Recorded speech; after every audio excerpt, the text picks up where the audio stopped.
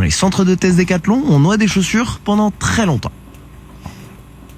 Mais il y a une raison. C'est là qu'on évalue les performances waterproof de nos chaussures. Donc c'est des chaussures de rando. À l'intérieur, il y a une membrane qui permet de rendre la chaussure étanche. Comment tu mesures si ça a pris l'eau? Est-ce que tu retournes la chaussure ou il y a un test d'humidité? On enlève la chaussure de l'eau. J'utilise un papier absorbant que je viens mettre dans la chaussure. Et donc s'il y a un petit peu d'eau, il y a des traces sur le papier. Donc ça indique que l'eau est passée à travers la membrane. Et donc je la pèse à chaque fois et comme ça, au fur et à mesure des itérations, je vois s'il y a plus d'eau qui est rentrée dans la chaussure ou juste qui est absorbée par les composants extérieurs sans forcément être rentrée dedans. Et en 10 secondes avec Camille, voilà ta formation de noyeur de chaussures. On met la chaussure sur le faux pied, je la descends dans l'eau, on peut lancer, tac.